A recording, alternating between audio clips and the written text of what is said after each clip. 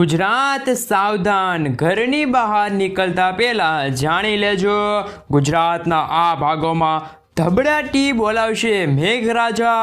વિસ્ફોટક વરસાદની આગાહી રાજ્ય માટે કરવામાં આવી છે. રમકડાની જેમ મકાનો તણાતા જોવા મળી શકે છે. રાજ્ય ઉપર શિયર ઝોન અને ઓફ સ્ટોપ સક્રિય થયેલો જોવા મળ્યો છે. સિસ્ટમનો પટ્ટો બંગાળની ખાડીના દરિયાથી લઈને મિત્રો ગુજરાતના વિસ્તારો સુધી લો પ્રેશરનો તીવ્ર ઘેરાવો અત્યારે લંબાયેલો જોવા મળ્યો છે. આ સંપૂર્ણ એરિયાની અંદર સાયક્લોનિક સિસ્ટમ અને ચોમાસું મજબૂત બનવાના કારણે ભયંકર જોર વધતું જોવા મળ્યું છે, જેના કારણે ગુજરાત રાજ્યની અંદર હવાનું ભારે દબાણ જોવા મળી રહ્યું છે અને ફરી એકવાર તીવ્ર જોર ગુજરાતના વિવિધ ક્ષેત્રોમાં વિવિધ વિસ્તારોમાં વધી રહેલું જોવા મળ્યું છે. ગુજરાત રાજ્યની અંદર મેઘરાજાનું તાંડવ વધતું જોવા મળ્યું છે.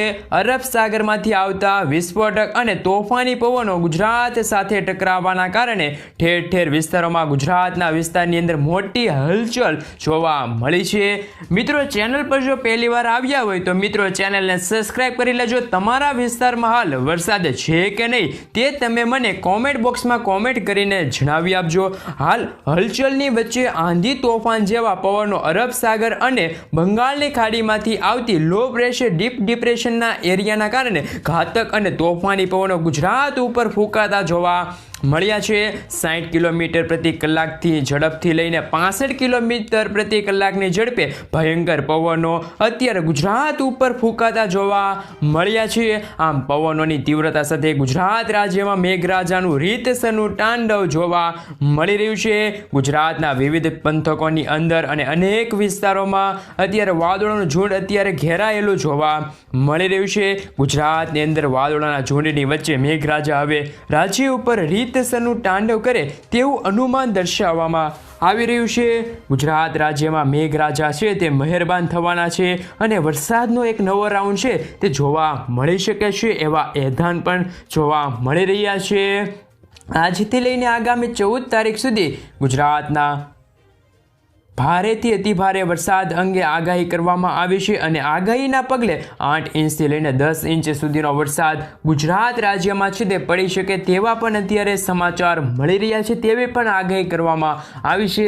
ત્યારે બંગાળની ખાડીમાં સક્રિય થયેલું હવાનું હળવું દબાણ લો પ્રેશરના એરિયાની અંદર પરિવર્તિત થતું જોવા મળ્યું છે, જેને જોતા મિત્રો અત્યારે સિસ્ટમનો પ્રકોપ ધાનવડ, ભુવનેશ્વર, અલ્હાબાદ, નાગપુર વિસ્તારમાં સિસ્ટમ ભારેથી અતિ ભયંકર જોર અત્યારે વધતું જોવા મળ્યું છે. તો ઉત્તર ભારતના વિસ્તારમાંથી આવતી ડીપ ડિપ્રેશન સિસ્ટમ અત્યારે જોધપુરના વિસ્તારની અંદર નવી દિલ્હીને ગ્વાલિયરની વચ્ચે ભાગોની અંદર અત્યારે ડીપ ડિપ્રેશનના ગુજરાતની અંદર દિશા છે તે આગળ વધતી જોવા મળી છે. આમ ગુજરાત ઉપર એક તરફ લો પ્રેશર એરિયા અને બીજી તરફ ડીપ ડિપ્રેશન એરિયાની વચ્ચે હવે ગુજરાત તરફ આગળ વધી રહ્યું છે એક નવું વાવાઝોડું અને આ બંને સિસ્ટમોના કારણે ગુજરાતની અંદર તોફાની પવનોની સાથે ગાજવીજ સાથે ભયંકર મેઘતાંડવ થવા અંગે છે તે મોટી આગાહી કરવામાં આવી છે. ગુજરાતની અંદર અત્યારે કાળા ડિબાંગ વાદળો ઘેરાયેલા જોવા મળ્યા છે. સાથે સાથે તોફાની પવનો અને મજબૂત બનતા જોવા મળી રહ્યા છે. દરિયાના કાંઠામાંથી માછીમારોને આગામી 2 દિવસ સુધી દરિયો ન ખેડવા સૂચના આપવામાં આવી છે. કડક સૂચના આપવામાં આવી છે. મિત્રો, આમ ગુજરાતની અંદર લો પ્રેશર ડીપ ડિપ્રેશનની સિસ્ટમ અસરો જોવા મળી રહી છે. શિયર ઝોન પણ અત્યારે બનેલો જોવા મળી રહ્યો છે, જેના કારણે ગુજરાતની અંદર ભારે ઘેરાવો આ વિસ્તારની અંદર લંબાયેલો અને દબાણ સર્જાવતું જોવા મળી રહ્યું છે. સાથે સાથે ગુજરાતના હવામાન વિભાગ દ્વારા પણ આજે જિલ્લાઓ પ્રમાણે મેપની અંદર જો માહિતી મેળવી તો મિત્રો કયા વિસ્તારમાં આજે કેવો વરસાદ ખાબકવા માટે ગુજરાતના કયા જિલ્લાની અંદર આજે વરસાદ જોવા મળી શકે છે એ અંગેની જિલ્લાઓ અંતર્ગત વિગતવાર છે તે જાણકારી આપવામાં આવી છે. તો મિત્રો આપણે એની ઉપર જો એક નજર કરીએ જિલ્લા પ્રમાણે જો મિત્રો વિગતવાર માહિતી મેળવીએ તો ગુજરાતના કયા વિસ્તારો છે એમાં કેવો વરસાદ જોવા મળી શકે છે. અત્યારે લો પ્રેશર ડીપ ડિપ્રેશનના એરિયા તરફ અને ગુજરાત તરફ આગળ વધીને તે સંપૂર્ણ માહિતી આપણે આજે આ મેળવવા જઈ રહ્યા છીએ. તો આજે ગુજરાતના વિવિધ પંથકોની અંદર રીતસરનું આભ ફાટેલું જોવા મળી શકે છે, જેમાં કેટલાક વિસ્તારોમાં આજે ભારે પવનની તીવ્રતા સાથે ગુજરાતના વિવિધ ભાગોમાં મેઘરાજાનું ઘાતકથી લઈને ભયંકર જોર વધતું જોવા મળ્યું છે, જેમાં મોટાભાગના સ્થળ ઉપર આજે ગાજવીજ સાથે મેઘતાંડવ થવાને લઈને હળવાથી મધ્યમ વરસાદની આગાહી દર્શાવવામાં આવી રહી છે. સંપૂર્ણ એરિયાની અંદર આજે મોટી હલચલ જોવા મળી રહી છે. સાથે સાથે અમુક વિસ્તારોમાં આજે ગાજવીજ સાથે હળવાથી મધ્યમ વરસાદની આગાહી દર્શાવવામાં આવી રહી છે, જેમાં આજે મિત્રો જો વાત કરીએ તો આજે વીજળીના ચમકારાની સાથે મેઘરાજાનું ભારે દબાણ સંપૂર્ણ ક્ષેત્રોની અંદર મળતું જોવા મળી રહ્યું છે. આ એરિયાની અંદર થંડરસ્ટોર્મ એક્ટિવિટી જે વીજળીના ચમકારા છે તે પણ જોવા મળી રહ્યા છે. મિત્રો અત્યારે મહત્વપૂર્ણ પણ આગાહી ગણી શકાય, કારણ કે વીજળીના ચમકારા વચ્ચે મેઘરાજાનું દબાણ આજે ઉત્તર ગુજરાતના વિસ્તારોની અંદર, મધ્ય ગુજરાતના વિસ્તારની અંદર, દક્ષિણ ગુજરાતના દરિયાકાંઠાના ક્ષેત્રોની અંદર ભયંકર વીજળીના ચમકારા સાથે ગાજવીજ સાથે મેઘરાજાનું તાંડવ અત્યારે જોવા મળી રહ્યું છે. કચ્છના વિસ્તારની અંદર, સૌરાષ્ટ્રને અડીને આવેલા દરિયાકાંઠાના વિસ્તારની અંદર ગાજવીજ સાથે હળવાથી મધ્યમ વરસાદની આગાહી દર્શાવવામાં આવી છે. ભારતીય મોસમ વિભાગ દ્વારા પણ અત્યારે ગુજરાતના વિવિધ ક્ષેત્રો માટે અત્યારે આગાહી દર્શાવવામાં આવી છે. આમ મિત્રો જો વાત કરીએ તો ગુજરાતના વિવિધ પંથકોની અંદર આજે ગાજવીજ છે તે મજબૂત બનતી જોવા મળી શકે છે. અને ગાજવીજની સાથે ગુજરાતના અનેક જિલ્લાઓમાં લો પ્રેશર સિસ્ટમ છે તે ડીપ ડિપ્રેશનના એરિયાની અંદર પરિવર્તિત થતી જોવા મળી છે. અનેક વિસ્તારોમાં રીતસરનું આભ ફાટેલું છે તે ગુજરાતમાં જોવા મળી શકે છે. ઠેર ઠેર વિસ્તારોમાં ગુજરાતની અંદર વાદળોના ઘેરાવો અત્યારે મજબૂત થતો જોવા મળ્યો છે. વાદળોના ઝુંડ વચ્ચે અત્યારે ગાજવીજ સાથે છે તે દક્ષિણ ગુજરાતના 4 જિલ્લાઓમાં ભારે વરસાદ ખાબકવા અંગે પણ આજે યલો એલર્ટ દર્શાવવામાં આવ્યું છે. નવસારી લાગુ વિસ્તારમાં પણ અત્યારે એવા 4 જિલ્લાઓ છે. ધારો કે મિત્રો સુરત છે, તેમના લાગુ વિસ્તાર છે, દાદાનગર હવેલી છે, એ જિલ્લામાં છે તે અત્યારે યલો એલર્ટ દર્શાવવામાં આવી રહ્યું છે. દમણ દાદાનગર હવેલીના વિસ્તારની અંદર, નવસારી વિસ્તારની અંદર, સુરત ભરૂચ લાગુ વિસ્તારની અંદર છે તે અત્યારે વરસાદી સિસ્ટમ છે તે ફરી એકવાર સક્રિય થતી હોય અને મજબૂત થતી હોય તેવા સમાચાર મળી રહ્યા છે. સાથે સાથે અરબ સાગરમાંથી ફૂંકાઈ રહેલા ભેજયુક્ત પવનો સૌરાષ્ટ્રના દરિયાકાંઠાની સાથે સાથે મિત્રો અત્યારે દક્ષિણ ગુજરાતના લાગુ વિસ્તાર છે ત્યાં તેમનું સંક્રમણ અત્યારે વધુ જોવા મળી રહ્યું છે. સાથે મિત્રો જો વાત કરીએ તો સુરત, નવસારી લાગુ વિસ્તાર છે, દાદાનગર હવેલી લાગુ વિસ્તાર, દરિયાકાંઠાના વિસ્તાર છે ત્યાં પોતાનું ભયંકર જોર અત્યારે દર્શાવતી જોવા મળી રહી છે. સંપૂર્ણ એરિયાની અત્યારે એક સિસ્ટમનો સ્ટોપ લંબાયેલો જોવા મળ્યો છે. સતત દબાણ અત્યારે દક્ષિણ ગુજરાતના વિસ્તારની અંદર વધી રહેલું જોવા મળ્યું છે. આમ દક્ષિણ ગુજરાતના 4 જિલ્લાઓમાં ગાજવીજ સાથે આજે રીતસરનું આભ ફાટેલું જોવા મળશે. મેઘરાજા ધબડાટી બોલાવતા હોય તેવા સમાચાર મળી રહ્યા છે. આ ઉપરાંત સૌરાષ્ટ્રની અંદર આજે હળવાથી મધ્યમ વરસાદની આગાહી કરવામાં આવી છે.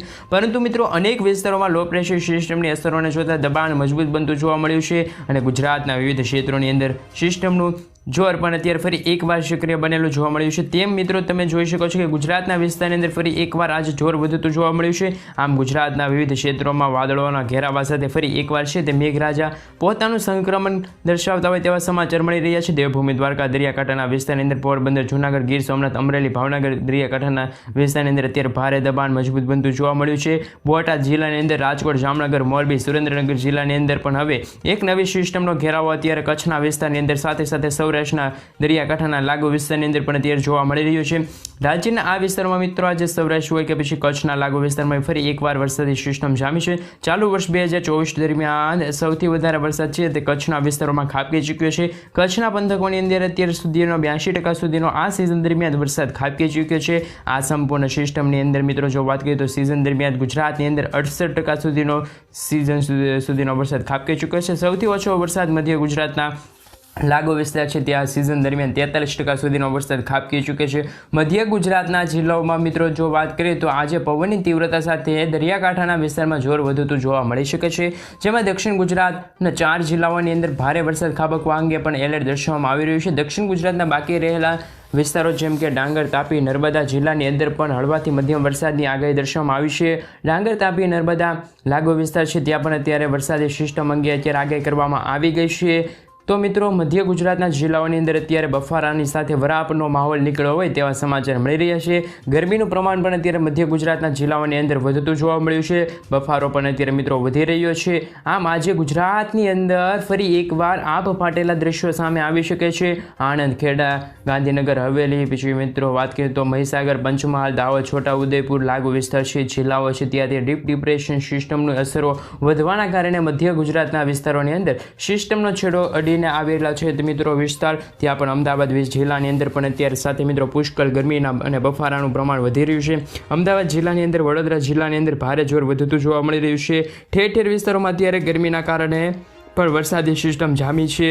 ગુજરાતના જિલ્લાઓમાં અત્યારે વરસાદી સિસ્ટમ જામી છે. મધ્ય ગુજરાતના જિલ્લાઓમાં સતત વાતાવરણની અંદર અત્યારે મોટો ફેરબદલ થતો જોવા મળી રહ્યો છે. વાદળછાયા વાતાવરણ વચ્ચે રાજ્યની અંદર થોડા જ કલાકોમાં હવે વાદળોના ઘેરાવો જોવા મળશે. થોડી જ વારમાં ખુલ્લું આખું વાતાવરણ છે તે મિત્રો ગુજરાતના જિલ્લાઓ ઉપર છે તે અત્યારે હળવાથી મધ્યમ વરસાદની આગાહી મધ્ય ગુજરાતના જિલ્લાઓ માટે દર્શાવવામાં આવી રહી છે. ઉત્તર ગુજરાતના જિલ્લાઓમાં પણ એક નજર કરીએ તો મિત્રો ઉત્તર ગુજરાતની અંદર પણ આજે બનાસકાંઠા, પાટણ, મહેસાણા, સાબરકાંઠા લાગુ વિસ્તાર છે, ગાંધીનગર લાગુ વિસ્તાર છે, સુરતના વિસ્તારની અંદર હવે રાજસ્થાન તરફથી ફૂંકાઈ રહેલા સિસ્ટમની અસરોને જોતા મિત્રો આજે ગુજરાતના જિલ્લાઓની અંદર તીવ્ર અસર મજબૂત બનતી જોવા મળી છે. સાથે મિત્રો આ સિસ્ટમના કારણે ગુજરાતના જિલ્લાઓની અંદર ફરી એકવાર આભ ફાટેલું હોય તેવા દ્રશ્યો જોવા મળી શકે છે. આગામી કલાકોમાં અત્યારે ગુજરાત સાથે વાતાવરણની અંદર સતત ફેરફાર થતો જોવા મળ્યો છે. ગુજરાતની અંદર એક બાદ એક નવી સિસ્ટમ સાયક્લોનિક સિસ્ટમની અસરો જોવા મળી છે. ભારતીય હવામાન વિભાગ દ્વારા પણ ગુજરાત અંગે માહિતી દર્શાવવામાં આવી રહી છે.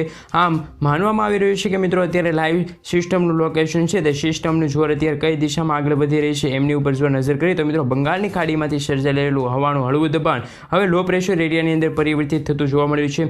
ત્યારે દક્ષિણ ગુજરાતની સાથે સંપૂર્ણ વિસ્તારની અંદર ફરીથી એકવાર લો પ્રેશર સિસ્ટમની ડીપ ડિપ્રેશન સિસ્ટમની અંદર ગુજરાતમાં છે તે પરિવર્તિત થતા હોય તેવા સમાચાર પણ મળી રહ્યા છે. અને મિત્રો અત્યારે જો ફરીથી જો એક વાત કરવામાં આવે તો અત્યારે સિસ્ટમનો પટ્ટો લંબાયેલો જોવા મળ્યો છે. અરબ સાગરમાંથી બેંગલવી, મુંબઈ, ગુજરાતના વિસ્તારમાં તોફાની પવનો ફૂંકાતા જોવા મળે છે.